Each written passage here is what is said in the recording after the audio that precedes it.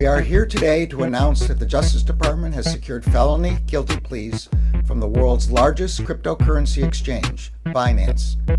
Actually, it's Binance. Binance. Binance. Largest virtual. Binance. Binance. And let me be clear. It's Binance. Binance.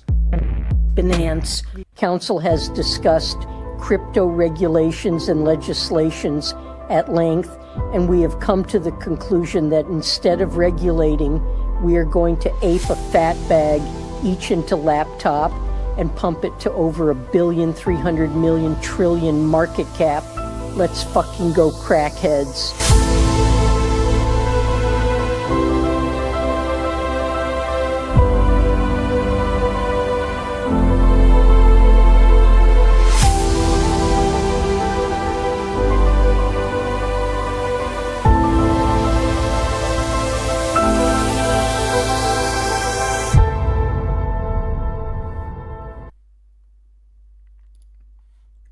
Good morning, everyone, and welcome back to another episode of the Crypto Morning Coffee. I got my coffee locked and loaded, ready to go, because we have to talk about the saddest story in crypto ever, as retail investors are fumbling the greatest opportunity of their lifetimes, of our lifetimes, and I am hoping that it's not everyone and all of the people that are fumbling this opportunity. We are going to talk about the inflation rate and what it means for the market. We are going to talk about that the retail investors are not the only ones that are fumbling it, because we also have a couple of companies that somehow do not want to be in that opportunity and that growth story.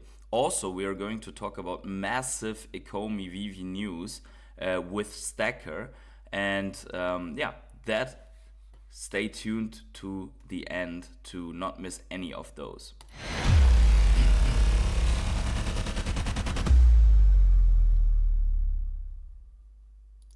So good morning to each and every one of you. We are already going into the topics, but quickly make sure to smash up the like button here for the live stream to go well, let's put it that way, and to call more people into this live stream. And I see a lot of people are already hitting the chat. Trucking Hank, good morning to you. As always, like Trucking is here every day, each and every day. Bernard Donaldson, also very frequent. Happy Wednesday, PH. I'm feeling bullish. Let's go VeChain. Yeah, I'm feeling bullish as well. I would say that. Good morning, Degens. The Eagle, what's up? And let's not lose any time. Be sure to be subscribed, notifications on, smash the like on this live stream, very important. And thank you to each and every one who are subscribed as rare hodlers. If you are not a rare hodler yet, consider it.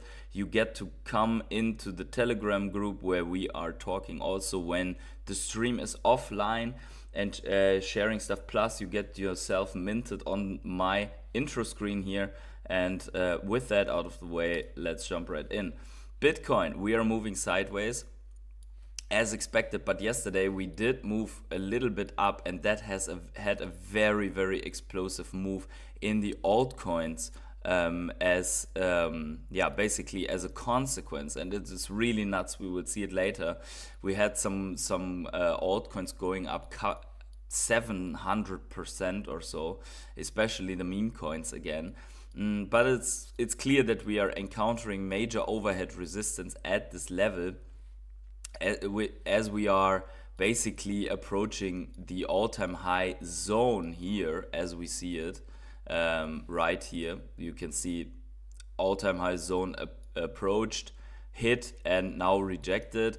Very normal, absolutely expected. And I think that only good things are coming from here. But let's talk inflation numbers. So annual inflation rate hit 2.3% in April, less than expected and lowest since 2021, which is really good for the rate cut story, right? The consumer price index rose a seasonally adjusted 0.2%.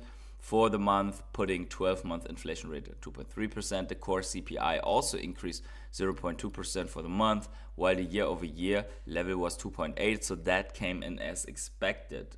We had looked at this yesterday, then the numbers came out, and the egg prices are going lower, which is really good, at 12.7%, though they were still up 49.3% from a year ago. I can't relate to that because the egg prices on the shelf did not go lower in Europe. So this seems to be only for the US, but the egg prices in Europe remain the same. Hey, Troy Paris, what is going on? Hey, chat. Then we have the harsh reaction of Donald Trump here, basically slamming the Fed. No inflation, and prices of gasoline, energy, groceries, and practically everything else are down. The Fed must lower the rate like Europe and China have done. What is wrong with too late Powell? Not fair to America, which is ready to blossom. Just let it all happen. It will be a beautiful thing, he says, right? So we have the call to action here from president to the Fed lead, and now the question is, when will they react? But I think the Fed is playing it safe, doesn't want to see a turnaround in the inflation rate, because that would really probably destroy the market for a longer time. But I think the big question that I still have is, if the Fed funds rate, we had seen that before, right? If the Fed funds rate gets paused and then cut again, we had seen that in the last times this happened, the market crashed. The question is only, do they have to cut after pause because the market crashes or starts crashing, or do they have to cut and pause because do they cut and pause and then the market crashes as a consequence, right? That is the question. We also see that the UBS Bank clients, wealthy clients, are now buying, and this leads us into retail fumbling this story, right? So, but listen to this. Alternative is not just private market, and also hedge fund, commodity, and crypto. Interestingly, recently when I talked to some of the traditional family offices, they were telling me they are now looking at allocation of 5% in crypto. That's the reason why even traditional banks like us, I have to make sure we get our platform ready to take on this opportunity. So I think definitely opportunity. Alternative is.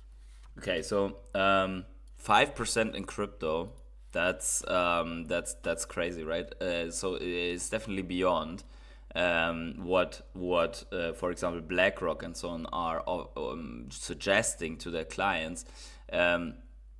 This would be massive money inflow, right? Or it is already, and it's just going to increase because many people are not part of the game, right? And now we will see, slowly but surely, we will see how retail is fumbling this or individuals, let's put it that way, are fumbling this opportunity. If we see the change in Bitcoin ownership in only 2025. So on the left hand side we have businesses that have acquired 157,000 Bitcoin. We see funds and ETFs which are 49,000, which usually are either more wealthy individuals or also institutions going through the funds, going through the ETFs. Others includes miners and Bitcoin held in smart contracts and the Bitcoin lost, right? So if Bitcoin is lost or frozen, that's 21,000 Bitcoin.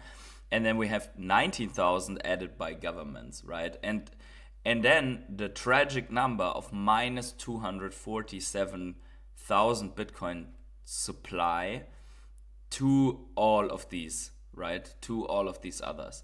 So that comes from individuals. Of course, there are individuals from way back that held all their Bitcoin all the way through and might now sell one or the other Bitcoin to businesses, institutions, whatever, just for lifestyle chips, right? And that's not the tragic story, but what is really tragic is people buying at 104K and selling at 74K, or buying 4 years ago and selling close to break even, or buying with, let's say marginal profits, or buying without having achieved what they were in to achieve, right? So it still, though, is only a small number compared to what individuals are in, and this is really interesting to see, right? We see here the individuals, the plebs, still holding 69.4% of the supply of Bitcoin, right? This might be the first time where a newborn asset class is mostly identified, bought, and held by the plebs, so to say, and all the others are joining and using it later, and there is no way around this, right? There's no way around this by then new companies, preference, stock image, whatever, right? Specific investor rounds. No, it is in the hand of the plebs. And the question is, will the plebs fumble this over time more and give it all away, right, to other entities, to businesses, to funds, to governments, and so on, yeah? So we see the share of, especially this side, governments, funds, ETFs, and what is to be mined, which is only 5.7% of the supply, is fairly small. On the other hand, you have Satoshi and the bankrupt estates and DeFi and smart contracts and so on, and the lost Bitcoin, right? That you have on the other end here. And the rest that's basically what we're operating with, the 21 million in the middle, which is those 69.4%. And you see also the massive potential, in my opinion. It's like funds and ETFs are relatively small, as well as governments. If you look at funds and ETFs have 6.1%, businesses only 4.4%, and governments only 1.4%.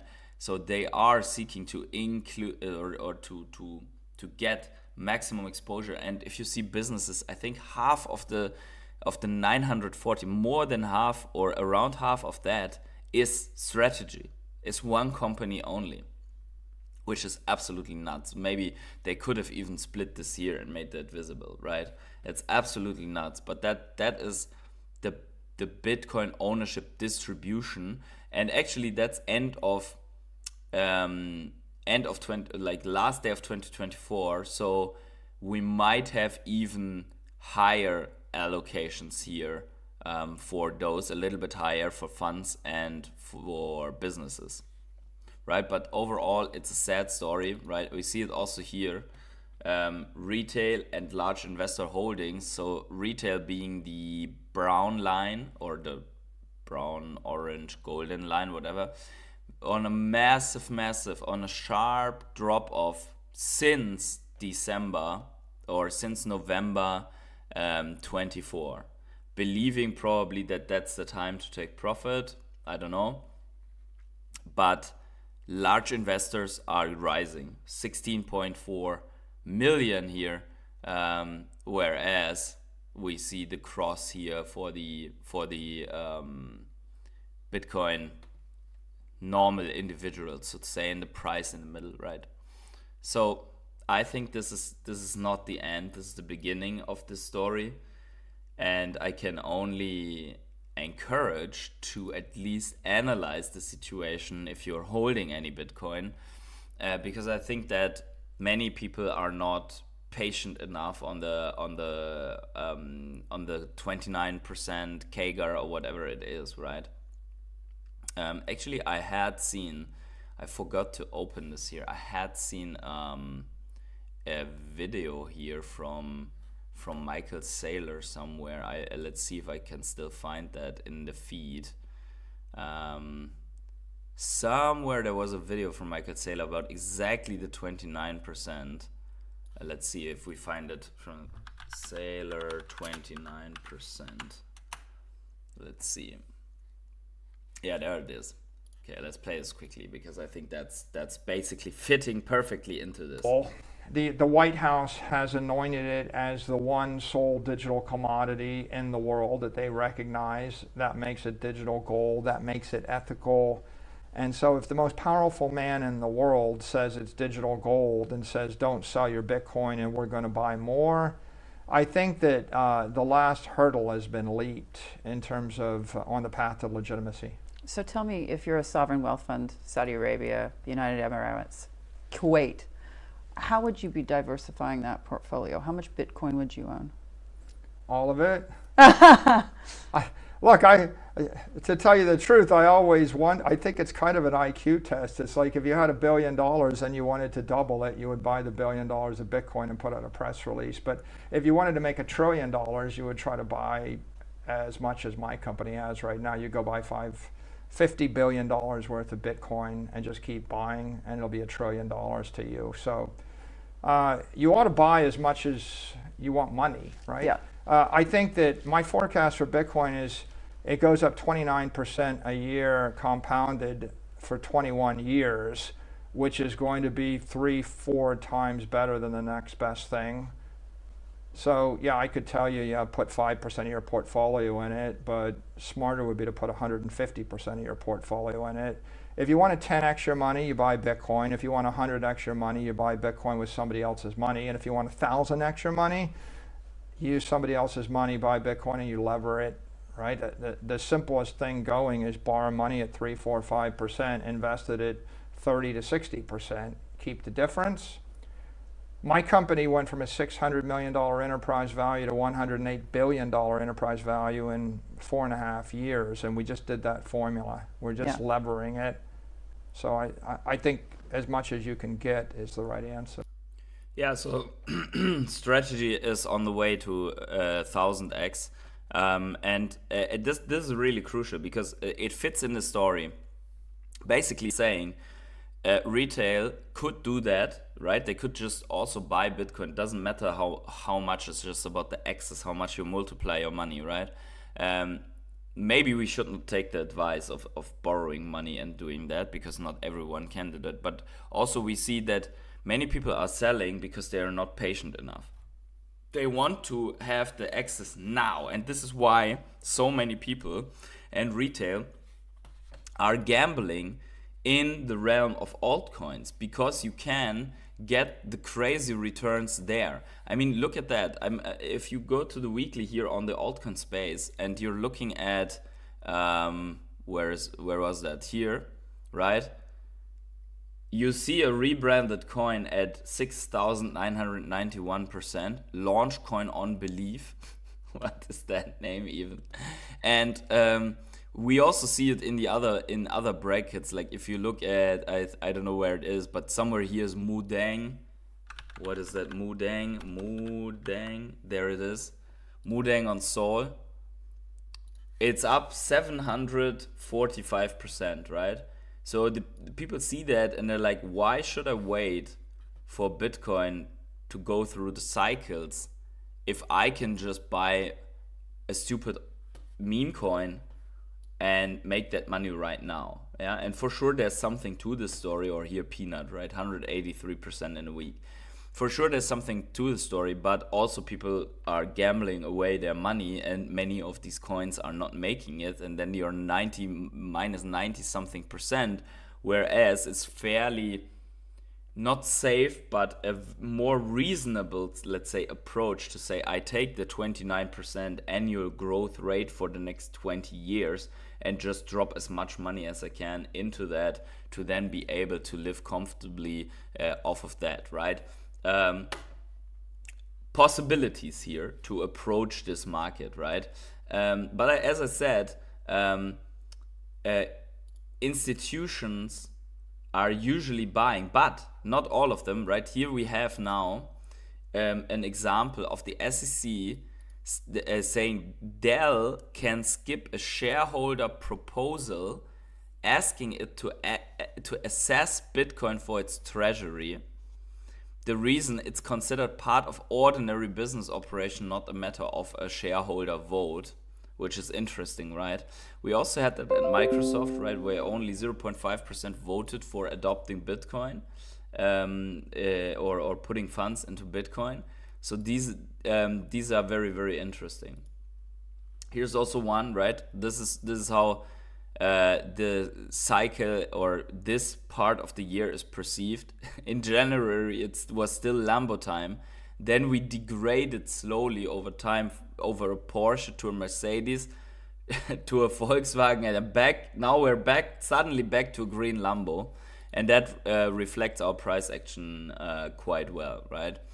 Overall, getting to the price quickly before we go back to altcoins, I quickly want to highlight that when in doubt, zoom out, right? The sideways actions and the sideways chop are irrelevant if you look at the monthly chart. The monthly chart only tells one big story, right? Inverse head and shoulders, breakout, retest, continuation, right? That's the story of this chart. And you can combine it with the story of its indicators that says not overbought still after this, and just having a cross on the monthly stochastic RSI, basically about to be confirmed with this monthly close, right? We see the bull crosses here. I have showed you how these bull crosses react, right? Bull cross, massive pump, next bull cross, massive pump, next bull cross, massive pump, bull cross right now, question mark, right? Very, very likely we are going to 130K or something like that here fairly soon based on this bull cross, right? And then also obviously the TSI, which we don't have here right now as our indicator for is, oh, that is the wrong TSI, sorry for that. TSI, please. TSI as our final indicator for bull and bear market. Have we crossed? No, we did not, right? So we are here on our TSI. We are moving towards this this downward sloping overhead resistance, which would be a first indicator for the bull run to end, and then the bear cross as the confirmation, right? We had neither of those until now. Hence, I am still very confident that we will see a big fat continuation here. And for the altcoins, we see that if we are going to see the Bitcoin dominance to fall here, it's looking really good, right? This could be it. We are not sure yet because we had seen something like this here as well, and then Bitcoin continued. But once this happens, this is going to be massive every day, right? These things would be then happening every single day for 2 months or so straight. And that is where the money is made. Let's see here. Let's see the chat a little bit. We have Sven in the house. We have Diviner Singh. Awesomeness redefined. Thank you very much. Mark D says memes are so funny. Like blockchain was developed primarily to play hot potato. Yeah, or at least in every cycle we see this somehow playing out, that people try to find the next shiny thing because they know something will outperform. It's like a lottery ticket is outperforming a paycheck, right? So why not gamble away your money 40, 50 years hoping to one day hit that lottery, right? It's the same thing here, just the lottery is played more often and you have perceived a little bit more control, but only perceived, because the normal lottery just doesn't have a pump and dump, right? The normal lottery basically has the same probability scam setup, right? Anyways, not talking about lotteries too much here. Green Lantern, also GM boys, back in the gym but had no headset. So have to rewatch the start. How is your gym going, PH? About to drive, like, and paying attention. Actually, very, very good. Yesterday I had a new personal record on the bench press. Not the bar, the normal bar, but free dumbbell bench press. So I was able to do the 35 kilos, which might not be much for you guys, but for me that's a personal record. So I'm happy about that. With sufficient reps, right? I'm not talking about the 1 rep red head, whatever thing, squeezing out 1 rep. It was more like 10 reps or so, right? But anyways, that is the gym story. So I'm trying to evolve there as well, which is why I'm very happy about hearing that the egg prices are coming lower, because need to eat more eggs, right? The rest is then for crypto, where I put all my eggs in one basket. Just kidding. Anyways, let's talk about massive news for Omi and StackR and VeVe and so on, right? So we have the Omi price. We have the Omi price rising again, and this would be interesting to see this creep higher here, right? We are not sure. I mean, the likely trajectory, since we've put in lower lows since eternity, would be to go like this, right? But in the small chance that this might be a turnaround, it would be cool to see something like this to take out these highs here and really form something like a bigger bottom. I would be really happy though also if we just come up here and stay within the wedge for this month. That would be already something where I would be really happy for Omi, right? Now, what is the big news? Swapping ETH or USDC for Omi is live again.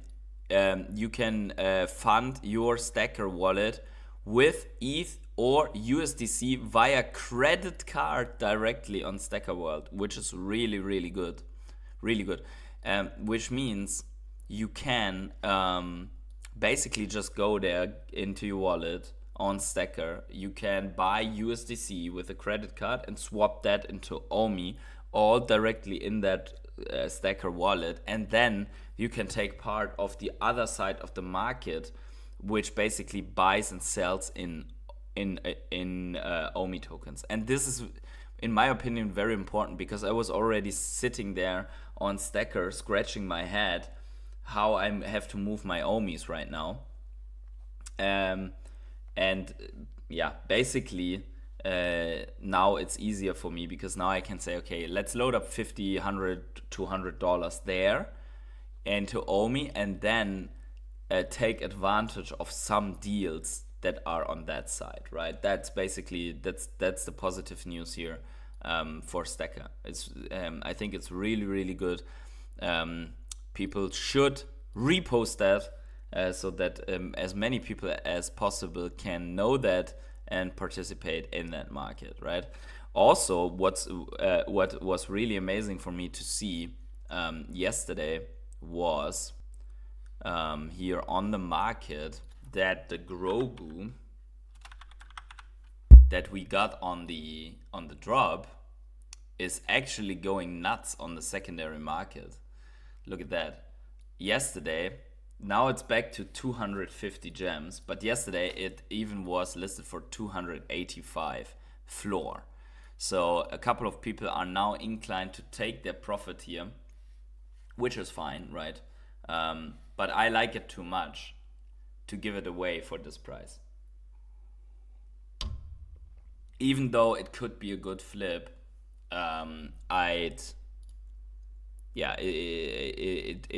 don't want to give it away, the Grogu and Pram here, right? So that is that. Also, I want to highlight some of the cool things that I saw. I saw this and I think it's hilarious what some people build. I know this the floor. I think it's this Coca-Cola drop thingy, right? The droid. I also have this droid, but this is just hilarious with that monkey in it. I mean, that's just hilarious what some people build here in the showrooms. I really love that. So good job, Chombo Fat. Really good job. Then also we have David Yu congratulating the Golden Moment Unforgettable Mint number as being real with you posts. It happened. The grail I've been dreaming about since Golden Moments VeVe was announced. Partner statue 1955, Disneyland opening year, the grail of grails. Thank you, Nick the Nerd TV, for making this happen. Forever grateful. I wonder how much money was spent on this mint number. But we also see again certain mint numbers matter, and which is why, and this explains, people always post like, why do people sell below floor? Because people are hunting for these mints and they recycle basically the gems so they can go for it again as long as a certain mint is not minted yet, right? And it's tragic because sometimes in the drop, if that mint is never minted, then that edition might be burned forever on a drop that doesn't sell out, right? So, but that is basically the explanation why we do see, for example, the Grogu, the static Grogu, being below retail, right? Here we see it, 5 gems below retail, because people were hunting for the 2019 mint and the 1977 mint and so on, right? So a lot of different mints with meanings to Star Wars collectors have been hunted, and people then drop the nothing burger mints on the market for 5 less, so that they have gems again to get this one mint, right? That is basically what is happening, right? Yeah, that being the VeVe news here. Basically, we can quickly check if we have missed anything else big. We can go for the VeVe ticker and check out VeVe. And then also we are going to check quickly on MCATE and VeChain, as those are currently in our altcoin spotlight. If you want other coins in the altcoin spotlight, then let me know in the chat and also in the comments, so that we can look at other altcoins frequently as well. But please don't go with any shit coins. Like altcoins that are real use cases really building. We will have the mask drops, okay? These are drop announcements. Sentry number 1, okay. We have a lot of people with this Mandalorian actually taking AR and VR photos and pictures, which is really good. We are it's like this, for example, right? People are really really using that in a big fashion to play around with this. I mean, look at how many photos are there. Also other collectibles. This Little Prince collectible also. Or here, like, look at the scenarios that are being built. Really crazy. Good job, Alex TT VeVe. Great job on that one. Oh yeah, by the way, they did improve, let's say, the animation still on the Grogu after the drop. Look at this. The Grogu now looks around more, right? Before, when he was there, his face was static, right? So GMPH, what do you think of Devi? I think Devi is good pick, right? I also have some Devi. I think it's a good pick. I mean, you always have to be careful that there are whales that have way larger bags, and they will, in an altcoin season, dump from one moment to another, which can cause the price to quickly peak, blow off top, and then go back. So gradual profit taking over time is always key. But let's see. Let's see quickly MCATE. Let's look at MCATE quickly. Sorry, MetaCATE. That's how we find it. MetaCATE channel. Let's quickly look for what is going on here. We have a new partnership here on MetaCATE and Towns.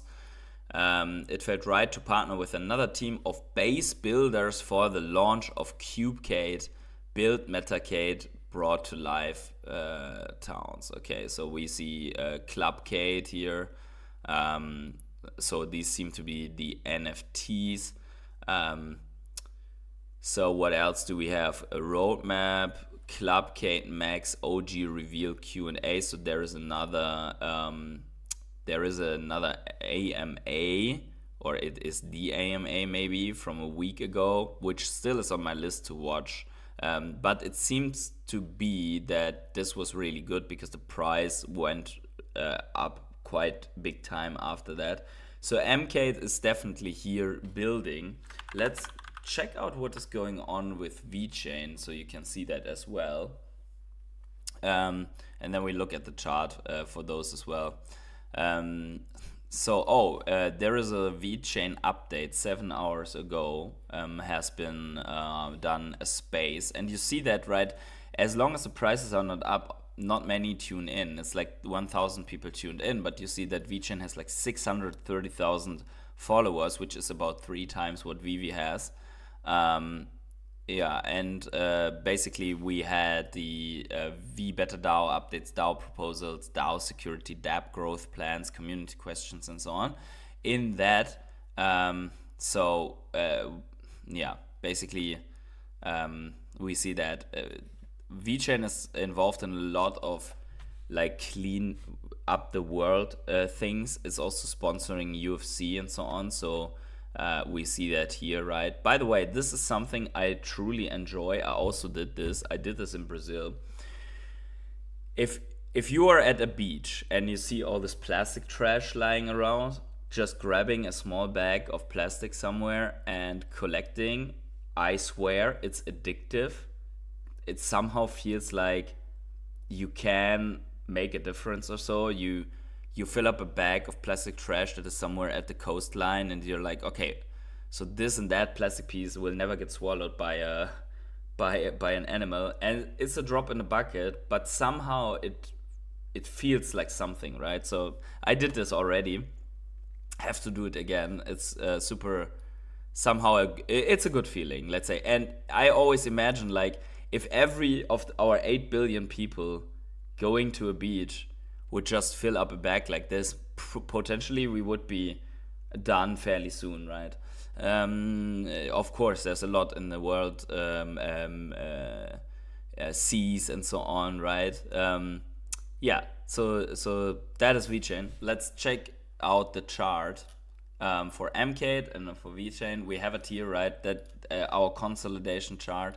On the daily, we see we pumped quite a bit, and now we are somehow building a bull flag for MCATE. I think if we go in the lower time frames, it becomes more clear even, right?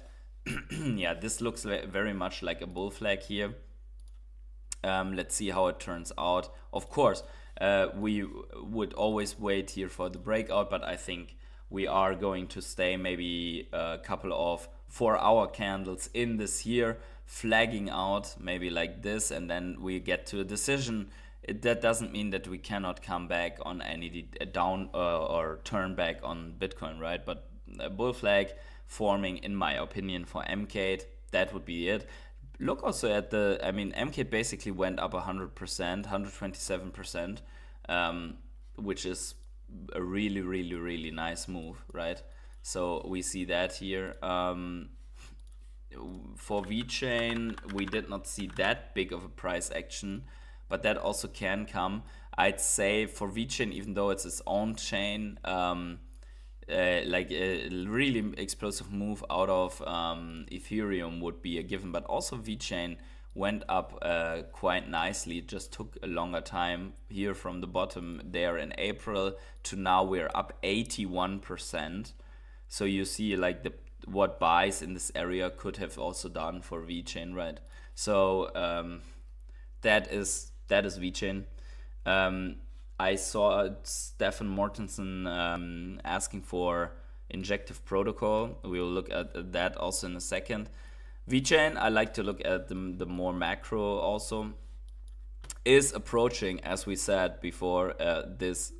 I think the next stop is going back and testing again the 4.5 cent mark here, and then if we are managing to break that, go up to 8 cents again. I think that is just the natural way that this should be happening. I think we are in a longer or bigger consolidation here than we should have. We also do not mimic anymore the cycle here as I expected it, but we will see. I think still that we will go up still massively for VeChain. It just takes some time. And we still have time left in this year because usually like the craze is somewhere around the end of the year, right? Going to injective protocol, USDT. Injective. It's funny like how you really see the market playing this.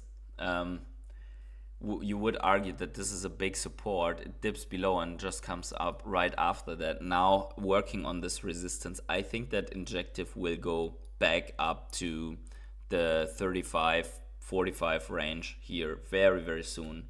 I think this should be shattered in no time. Maybe some consolidation action. This is the weekly. So for injective, I'd say, and this is also something, right? We can really say if we have on the weekly or on any major time frames an RSI that goes into the 90s or beyond, it's definitely time to take profit, right? Link being one, as Green Lantern says here, Link being one of my favorite picks also. I think it's severely underrated. It's definitely not a 5-wave move here anymore. We see though for Link this super nice bear market base, breakout, bam, retest, continuation, and now we see we are moving up here, maybe like this. Let's see how this goes, right? But I think also Link will challenge the 31 fairly soon that it had, or 3090 here, and approach its previous all-time high. Link is one of the best projects here with real use case, real life use case, and so on. I think Link is really, really good. 808 Bear says, hello all, I'm retail, buying Satoshis one by one. Anyone buying? Alts are fools, BTC is all you need. Yes, I'd say alts can be a good vehicle to get more BTC, right? If you're doing it right. But this is also something, if you stacked altcoins versus here, you need at least a 6.5x to outperform Bitcoin and actually get more Satoshis, right? Which is not unreasonable for almost all altcoins except maybe Ethereum here, to do a 6.5x or more, right? That's like a 10x or so.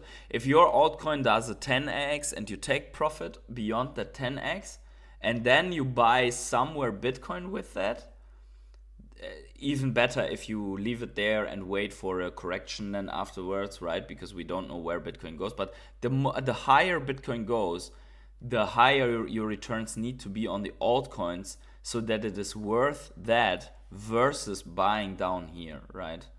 So that is always the comparison that needs to happen, and that's basically why a lot of people also look at altcoins from the Bitcoin pair, because I don't know, can I do the Link BTC chart? Yeah, Link BTC. So this is Link versus BTC, and it basically shows that Link is getting wrecked against BTC. Even though Link being one of the best, you see clearly that this is the trend at the moment, right? There will be a reversal at some point where Link outperforms for a shorter period of time BTC, but it needs to be massive, right? And you can do that for many, like for example ETH, BTC, right? You basically see we did cover this back here, somewhere back here in 23. We did cover this, that as long as this looks like this, is better to be in BTC than in ETH. The outperformance comes over a certain period of time, and the question is it now? Because right now we have started to outperform it on a smaller time frame, but still, in comparison, it would have been way better to be in BTC until now than in ETH, right? So this might be the time. It's usually for altcoin season, right? It could be also looking like this now that you go sideways here a little bit and then boom, you start outperforming more. This is exactly the time where this overlap phase comes from BTC season to the ETH season and then the major caps and so on. But whatever coin you take, like Avalanche, BTC pair, wrecked, right? Almost every coin gets wrecked against BTC, which shows you that BTC is the play for most of the market in a 4-year cycle. And then there is a certain time where altcoins, stacking up altcoins and then selling them higher might be a cool play with a smaller part of the portfolio, right? Many people need the altcoin season now because they are wrecked against the BTC play, right? My alts have let me down. I'm happy my BTC has helped me up. Exactly, which is why I'm always, you know this, like whoever is following me since a long time, I am advocating since a long time for having a major BTC allocation in the portfolio that is long term and that is beyond 50%, because even if all your alt plays go to zero, your BTC doubling will save you, right? Only a double, a 100% move out of BTC will already save you, right? Which means that you can play whatever shit you want with your altcoins. Had you only put 50% of your funds in BTC across the last couple of years, you would be up like 6x, right? That part would be up like 6x. So the couple of altcoins, no matter how poorly they do, they will not matter that much to you as if you're only in altcoins and you see everyone else making gains. Of course, there will be very, very likely an alt season where everyone else will call the BTC guys stupid, saying the people that do 100x or 1000x in a coin will then say, ha, where's your 6x now? But the rest of the year, 6x feels pretty good when everyone else is down 97%, right? And I'm not excluding myself. I mean, I have VeChain, I have Ecomi, I have Metacade, Arweave, Chainlink, and so on in my portfolio, but it's less than 40% of the portfolio, right? And Bitcoin, I have been accumulating over the time more, right? So I don't have a clean 6x as I did not exactly hit the bottom, but I have a really nice average, which feels good right now in the portfolio to have, right? And I will continue that strategy to play it safe on one part with, let's say, I'm even now a fan of the 60% that I have in BTC in my portfolio, and have the other ones as vehicles to get more Satoshis, maybe, right? To try that out with the other part of the portfolio. Yeah? So I think many people over the last 4 years turned into Bitcoin maxis. The altcoin season will change that on many people again and have more people buy another 3 years of altcoins and then needing an altcoin season again, right? We will always see that. I am telling the story of all degens. Sorry to come across so negative. My odds, that's not a problem, because I think like that this is an important lesson learned, in my opinion, like for many people, because in the end you want something sustainable, and everyone thinks they are not Nostradamus. Yeah, and I mean, if you are following me, we can see how fast predicting can go wrong, right? I mean, I'm not at all shy to expose my own mistakes, right? So what I had here was, for example, this rising wedge that converged somewhere here, right? And then like something like that, right? And I was like, bam, oh, look at that, altcoin season. And I was right until here, until this wick down. And then suddenly it turned around and just went on a rally, and everyone got dragged on the altcoins, right? I thought this was the move for altcoin season based on TA, based on how much this dropped out, right?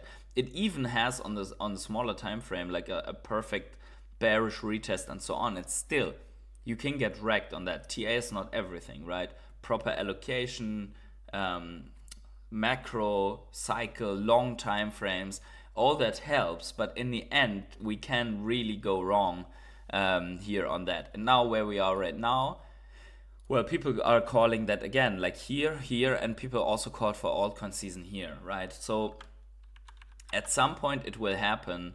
We don't know here or somewhere in between, right? But it probably will happen, and then there are gains to be made. Yeah. It all depends where we bought. When retail returns to crypto, I'm sure we'll all win. Yes, I think so too. And I think this will be now the time where this really happens, because the money expansion, the global money expansion, will hit the pockets of the people throughout this year. And we will have a sideways-ish slower move during the summer, as always, I believe, as many people are going to use their funds first to go on vacation with their families and be away from crypto also. Being on holidays quite some time, right? So everyone will be off a little bit. It will be very slow during, let's say, June, July, August. And then in September, people will come back, pockets full of money, ready to allocate. Holidays are paid, and they're going to spark this season, right? Maybe it's already now. Who knows, right? We don't know. Do you guys know anything about Ecomi? We covered Ecomi right now. There are some bullish things coming up for Ecomi.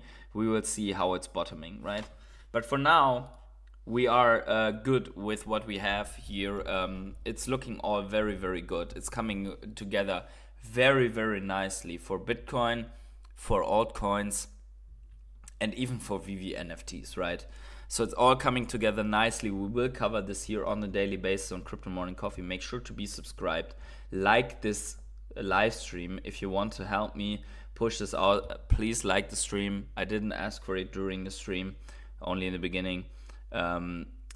Notifications on so you never miss out on drop streams. For those of you who are German, I am going to be on a VeVeversum live stream this evening, but in German. So there will be a couple of people coming together talking Ecomi, VeVe, and so on. So if you want to check that out, make sure to head over to VeVeversum, subscribe there, notifications on, and yeah. 60 BTC, 20 alt, 20 USDT is my plan for next cycle. Absolutely, building the cash for taking advantage in the next cycle. And we also will know for the next cycle that we can lean back after the top for the next 2-3 years and just observe and then go back in, right? But anyways, guys, this is it for today. Wherever you are on the world, have yourselves a great morning, evening, day, night, or afternoon. And I see you tomorrow at Crypto Morning Coffee, or today in the evening on that live stream, or in the next video. Have a good one, everyone, and